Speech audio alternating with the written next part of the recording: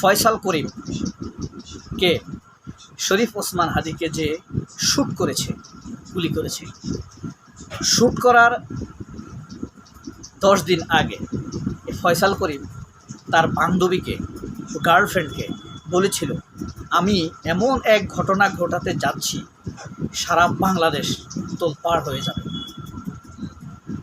তখন তার বান্ধবী বলেছিল, এমন কাজ তুমি করিও না। তখন শরীফ ওসমান হাদির শ্যুটার যে শ্যুট করেছে ফয়সাল করিম বলেছে, আমি যদি এই কাজটি না করি তাহলে অন্য কেউ করবে। এই কথাতে কিন্তু স্পষ্ট হয়ে গেল ওসমান হাদির হত্যাকাণ্ডটি খুবই পরিকল্পিত। প্রিয় বন্ধুরা, এই পরিকল্পনার জট আমরা খুলব। পশ্চিমবঙ্গের সৎ, অর্থনৈতিকভাবে সৎ মুখ্যমন্ত্রী, সাবেক মুখ্যমন্ত্রী মমতা বন্দ্যোপাধ্যায় যেই গুলি মেরেছেন, যেই আগুন জ্বালিয়েছেন, যেই ঢেউ তুলেছেন, সেই ঢেউয়ের আঘাত কোথায় কোথায় লাগতে পারে একটি বিজ্ঞানসম্মত রুটস আলোচনা করব আমরা। পুরো ভিডিওতে থাকবে, পরিষ্কার হয়ে যাবে। একদম সায়েন্টিফিক আলোচনা, যেভাবে গোয়েন্দা তথ্য অনুসন্ধান করা হয়। তিনি বলেছেন, অমিত শাহকে উদ্দেশ্য করে বলেছেন, বাংলাদেশে একটি খুন করিয়েছেন, কাকে দিয়ে খুনটি করিয়েছেন এই নাম আমার জানা। অর্থাৎ খুনের নির্দেশ দিয়েছে ভারতের স্বরাষ্ট্রমন্ত্রী, বিজেপির সেক্রেটারি অমিত শাহ, নির্দেশদাতা। আর সে নিজে খুনটি করে নাই, বাংলাদেশে সে কাউকে দিয়ে খুনটি করিয়েছে। এই কাউকেটা কে, সেটাই হলো প্রশ্ন। মমতা বন্দ্যোপাধ্যায় এখানেই প্রশ্নটা রেখে দিয়েছেন। দেখেন, কোনো ব্যাখ্যা বিশ্লেষণের প্রয়োজন নাই। কাকে দিয়ে খুন করিয়েছেন, অর্থাৎ ভারত নিজে খুনটি করেন, কাউকে না কাউকে দিয়ে সে খুনটি করিয়েছে। সেই কাউকে না কাউকেটা কে, প্রশ্নটা এখানে। যেমন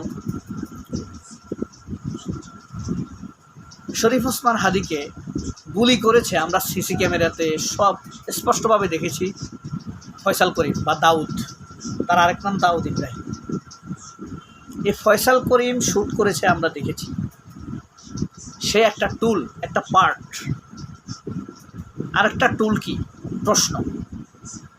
ভারতের অমিত শাহ কিন্তু ফয়সাল করিমকে এসে ভাড়া করেনি যে তুমি ওসমান হাদিকে মারো। বাংলাদেশে কেউ একজনকে দায়িত্ব দিয়েছে, ওসমান হাদিকে মারো। সেটা কি মির্জা আব্বাস? সেটা কি জামায়াতের পিএস? সেটা কি সেনাপ্রধান ওয়াকারুজ্জামান, জামায়াতের আমিরের পিএস? এটা হলো ভুয়া অবশ্য। এটা আপনার ওসমান হাদির ভাইকে দিয়ে কেউ বলিয়েছে। যাই হোক,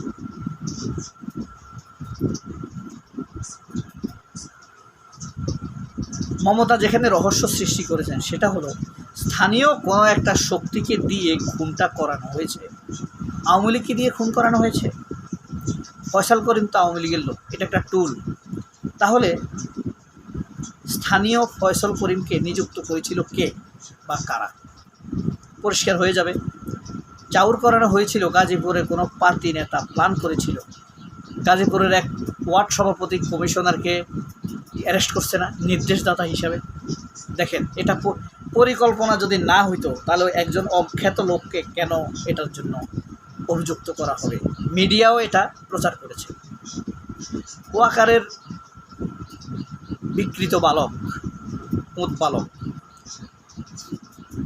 তথাকথিত অনুসন্ধানী সাংবাদিক হাদিকে শ্যুট করার সাথে সাথে সে ফেসবুকে স্ট্যাটাস দিয়েছে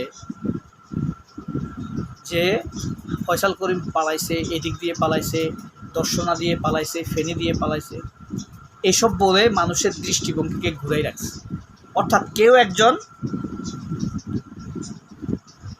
এই জুলকারনাইন সায়েরকে ব্যবহার করছে। তাহলে প্যাটার্নটা খেয়াল করেছেন? সিআইএ, অন্যান্য সিক্রেট সার্ভিসের অবসরপ্রাপ্ত অনেক কর্মকর্তার সোশ্যাল মিডিয়ায় নিয়মিত শুনেন, তারা সহজেই বুঝতে পারেন এ পথ বালকের হলো সংশ্লিষ্ট একটা টুল। অর্থাৎ এই জুলকারনাইন সায়ের একটি উপাদান। সোশ্যাল মিডিয়ায় জনসাধারণের আইন প্রয়োগকারী সংস্থা লোকজনের দৃষ্টিকে ভিন্ন দিকে সরিয়ে দিয়ে ফয়সাল করিমের ভারতে পলায়ন নিশ্চিত করেছে। গ্রাউন্ড টোল, এটা হলো গ্রাউন্ড টোল। ফয়সাল করিমকে দিয়ে কাকতালীয়ভাবেই বেছে নেওয়া হয়েছিল, এসব বড় জোর 2-3 বছরের বাচ্চাদের বোঝানো যেতে পারে, তাই না? এটা যে পরিকল্পিত তার প্রমাণ কি? ফয়সাল করিম তার গার্লফ্রেন্ডকে বলেছিল যে আমি এমন একটা ঘটনা ঘটাইতে যাচ্ছি যাতে সারা বাংলাদেশে আগুন জ্বলবে, তোলপাড় হয়ে যাবে, গরম হয়ে যাবে। তখন তার গার্লফ্রেন্ড বলেছিল এটা করিও। তখন ফয়সাল করিম বলছে আমি না করলে অন্য কেউ বলবে। এখানেই বোঝা যায় এটা পরিকল্পিত। তাহলে আবার ফয়সাল করিম কিন্তু খুব মারাত্মক মামলায় জেলে ছিল, অস্ত্র ও চাঁদাবাজির মামলা, নিষিদ্ধ ছাত্রলীগের সদস্য ছিল। তাহলে দেখেন তাকে এত দ্রুত জামিন করালো কোন ম্যাজিস্ট্রেট, কোন জজ? এটার সাথে যুক্ত হলো জামিনদাতা হিসাবে আইনজীবী কায়সার কামাল। সে এখন আবার ডেপুটি স্পিকার। বিএনপির অনেক বর্ষিয়ান ভাগাভাগা নেতাকে পেছনে ফেলে কায়সার কামাল ডেপুটি স্পিকার হল। কারণ কি? যারা এই চক্রের সাথে ছিল, ধরেন ওয়াকার জড়িত, কায়সার কামাল ওয়াকার জড়িত কেন? হাদি ওয়াকারকে গালি দিছে। এবার সন্দেহের দিকে যাই, মির্জা আব্বাস কেন? ক্ষোভ কেন? সে মির্জা আব্বাসের প্রতিদ্বন্দ্বী। জাহাঙ্গীর কবির জড়িত কেন? কারণ হাদি থাকলে জাহাঙ্গীর কবিররা আর রিলেভেন্ট হইতে পারবেন না। হাদি ক্রমেই শক্তিশালী মুখপাত্র হয়ে উঠছিলেন বাংলাদেশ পত্রিকার। ফয়সাল করিম যুক্ত কেন? কারণ ফয়সাল করিম ছাত্রলীগ করে। তাহলে সব ক্ষোভগুলো একত্রিত করে দিচ্ছে কে? অমিত শাহ, তার গোয়েন্দা অজিত দোভাল। খেয়াল করেন। এবার মমতা ব্যানার্জির কথায় ফিরে আসি। ডিজিএফআই কিংবা ওয়াকার গ্যাংয়ের নাম বললে কি বাংলাদেশের উত্তাল হয়ে যাবে? হ্যাঁ, যাবে। ডিজিএফআই সম্ভাব্য অ্যাক্টরদের কেউ কেউ অবশ্যই কোনো যুক্তিতে তাদের নাম বাদ দেওয়ার সুযোগ আমি দেখি না। আমাদের এলিমিনেটিভ রিজনিং এর রাডার এখানে রেড ফ্ল্যাশ করেছে।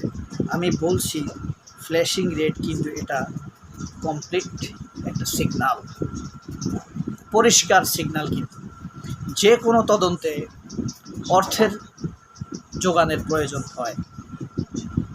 কে সুবিধাভোগী হলো, কার ক্ষোভ আছে, কে তার বিরোধিতা করে, সবগুলো টুলকে একত্রিত করা। মেইন গ্রাউন্ড টুল ফয়সাল করিমকে জামিন করিয়ে দিয়েছে বিএনপির কায়সার কামাল। জামিন পাইয়েই ফয়সাল করিম ইনকিলাব মঞ্চে আসা যাওয়া শুরু করে। অ্যাসাইনমেন্টের প্রাথমিক অংশ অনুযায়ী কাজ শুরু করে দেয়। ফয়সাল করিমের গার্লফ্রেন্ডের সাথে সেই আলোচনা সামনে আনা উচিত। ফয়সালকে ব্যাংক অ্যাকাউন্টে, ঢাকা ব্যাংকে থাকতে পারে, আচ্ছা এটা স্বাভাবিক। 100 কোটি টাকা লেনদেন হয়েছে ফয়সাল করিমের অ্যাকাউন্টে, এটাও স্বাভাবিক। ঢাকা ব্যাংকের মালিক মির্জা আব্বাস, এটাও স্বাভাবিক।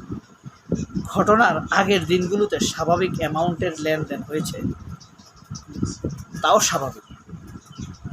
কিন্তু টাকাটা যদি মির্জা আব্বাস দিয়ে থাকেন, টাকা দেওয়ার নির্দেশনার সাথে যদি ওয়াকার বা ডিজিএফআইয়ের সম্পৃক্ততা থেকে থাকে, এখানে পণ্যের বিনিময় নেই, শুধু টাকা, অ্যামাউন্ট ডিল। সোজা কথা। খালেদা জিয়ার মৃত্যুর দুয়ারে সবাই প্রশ্ন তুলেছেন তারেক রহমান দেশে আসছেন না কেন, কিন্তু তারেক রহমান আসেন নাই। হাদি মৃত্যুর দিন ঘোষণা এলো অমুক তারিখে তারেক রহমান আসবেন, তাহলে এটাকেও ফেলে দেওয়া যায় না। তারেক রহমান কি জানতেন? স্বাভাবিক রাজনৈতিক সৌজন্যের দাবি ছিল হাদির জন্য শোক জানান, কিন্তু তিনি বিজয়ের আনন্দ দেশে ফিরেছেন। উত্তাল উৎফুল্ল, এটার সাথে এমন কি হতে পারে না যে হাদি হত্যার ঘটনাটি সম্পূর্ণ ধামাচাপা পড়ে যাবে তারেক জিয়ার আগমনের আনন্দের ঢেউয়ে। কিন্তু সেই পরিকল্পনা কিন্তু 100-তে 100 ব্যর্থ হয়েছে। হাদি কি মানুষ ভুলে যায়? দিল্লি কি তারেক রহমানকে দেশে ফেরার সিদ্ধান্তে দিয়েছিল? এই প্রশ্নের উত্তর ভবিষ্যৎ খুঁজবে, তাই না? কায়সার কামালকে দিয়ে জামিন করানো, স্থানীয় গডফাদার মির্জা আব্বাসের সঙ্গে দ্বন্দ্ব, হাদির মৃত্যুর দিনে ওয়াকারকে ধমক দিয়েছে, সেনাবাহিনীর বিরুদ্ধে কথা বলেছে। মমতা ব্যানার্জি যখন বলে দিলেন কাকে দিয়ে খুন করিয়েছেন সবটাই জানি, তখন আমাদের কি 2 ফ্ল্যাশিং রেড বা একটি বেছে নেওয়া ছাড়া আর কোনো অপশন আছে? না। কায়সার কামাল, মির্জা আব্বাস, ডিজিএফআই, ওয়াকার, গম, ডাইটিউশন, সেখানে তারেক রহমানের ঠিক একই দিনে কয়েক ঘন্টা পর পর দেশে আসার ঘোষণা। সবগুলো ডট আপনি একই সূত্রে মিলান। হাদির এশিয়ার এক ভোকাল হয়ে উঠেছেন, ফোক ভোকাল হয়ে উঠেছেন, গণমানুষের কথা হয়ে উঠেছে হাদি। ভারতের জন্য থ্রেট, আর ভারত যাকে থ্রেট মনে করে তাকে মিডিয়া দিয়ে আগে ফ্রেমিং করে, তারপরে কালচারাল অ্যাটাক করে তার বিরুদ্ধে, কালচারাল ফ্যাসিস্টের। এখন কথা হলো, দেখেন, যেখানে হাদির গ্রাফিতি সেখানে কেন বিএনপি হাদির গ্রাফিতি মুছে দিতে চায়? হাদিকে নিয়ে কথা বললে কেন হাদি ব্যবসায়ী বলে বিএনপি? অর্থাৎ বিএনপির কেন্দ্রীয় নেতৃবৃন্দ এমনটি ভাবে বলেই বিএনপির তৃণমূলে এই ধারণা পৌঁছে গিয়েছে হাদি আমাদের শত্রু। কারা বা কাদের নাম বললে বাংলাদেশ উত্তাল হয়ে যাবে? মমতা ব্যানার্জি এখন এটাই বলা উচিত, তারা কারা? একটি প্রশ্ন, তারা ছোটোখাটো কেউ না যাদের নাম বললে উত্তাল হবে, তারা অনেক বড়। কে তারা? আব্বাস, ওয়াকার, ডিজিএফআই, অমিত শাহ, জাহাঙ্গীর কবির নানক, এর ভিতরে পেয়ে যান। গুড বাই, সবাই ভালো থাকবেন, আল্লাহ হাফেজ, আসসালামু আলাইকুম।